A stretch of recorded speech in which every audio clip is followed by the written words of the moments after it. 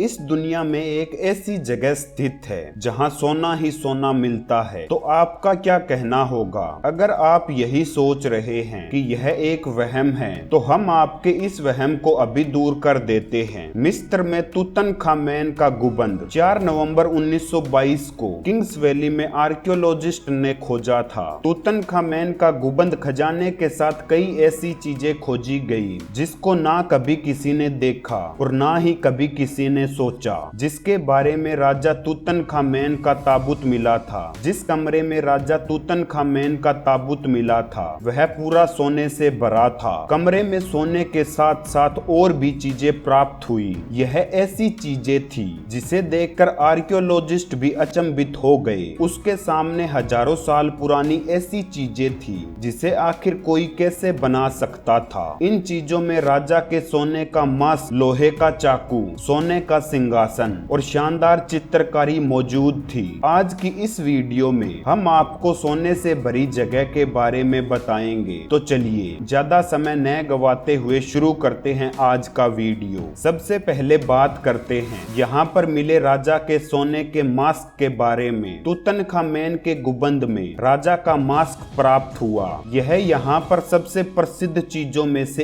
एक है। यह मास्क दिखने में बहुत ही सुंदर है। राजा अपने चेहरे पर सोने का मास्क पहनकर प्रजा के सामने आते थे। यह मास्क 33 सेंटीमीटर बड़ा है, जिसमें कई महत्वपूर्ण पत्थर जड़े हुए हैं। इस मास्क का वजन 10 किलोग्राम है। इस मास्क के साथ गुंबद में सोने की और भी कई चीजें प्राप्त हुई थी, लेकिन सोने से बनी हुई चीजों के अलावा यहाँ महत्वपूर्ण मेटल मिला था और वह था लोहे का। तूतनखामेन के गुंबद में 2 चाकू प्राप्त हुए थे। एक लोहे का था और इसकी म्यान सोने की बनी हुई थी और दूसरा चाकू सोने से बना हुआ था। तूतनखामेन का ताबूत। अब हम इसकी सबसे महत्वपूर्ण बात के बारे में बात करते हैं। तूतनखामेन का शव 3 ताबूत में रखा हुआ था। एक ताबूत दूसरे ताबूत में बंद था। यूनिवर्सिटी ऑफ मैनचेस्टर के प्रोफेसर जोयस टेल्डस्ली के अनुसार ताबूत का वजन 1.23 टन था। ताबूत के वजन और आकार के कारण खोलना बहुत ही कठिन हो गया था।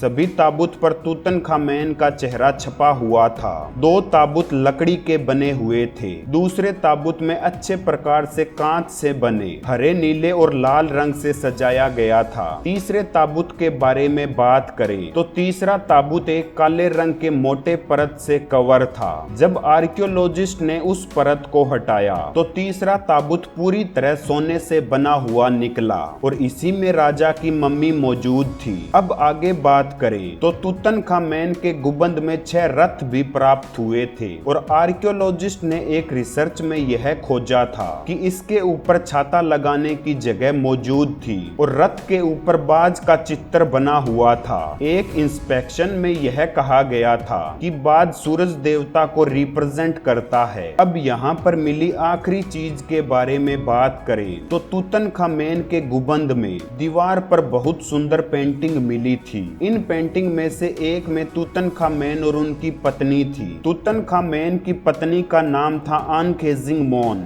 गुंबद आज तक नहीं खोजा जा सका है, लेकिन ऐसा माना जाता है कि उनकी कब्र भी कहीं किंग्स वैली में छुपी हुई है। तूतनखामेन के गुंबद में वह सभी चीजें उपस्थित है जो एक जिंदा इंसान के काम आ सके। तूतनखामेन के गुंबद में एक सोने का बेड भी मिला। तूतनखामेन के गुंबद में जानवरों की पेंटिंग भी मिली थी। इसमें 6 बबून देखे गए हैं। बबून को दक्षिणी इलाकों से मिस्र में इंपोर्ट किया गया था। बबून के साथ साथ पेंटिंग में छोटे मोटे कीड़े भी देखे गए जिन्हें पुनर्जन्म से जोड़ा जाता है। अगर आप सोच रहे हैं कि यह सभी चीजें इनके गुंबद में क्यों मिली, तो इसका जवाब यह है कि इजिप्ट में मान्यता है कि मरने के बाद जब बॉडी को दफनाया जाता है तो उसके साथ ऐसी सभी चीजें साथ में छोड़ दी जाती है ताकि जब भी वह अपना अगला जन्म ले तो वो सभी चीजें काम में आए। दोस्तों, आपको गुंबद में मिली सभी चीजों की जानकारी कैसी लगी हमें कमेंट बॉक्स में कमेंट करके जरूर बताएं। जानकारी पसंद आई हो तो वीडियो को लाइक और अपने दोस्तों में शेयर जरूर कर दें। आगे भी ऐसी जानकारी पाना चाहते हैं तो चैनल को सब्सक्राइब करना न भूलें।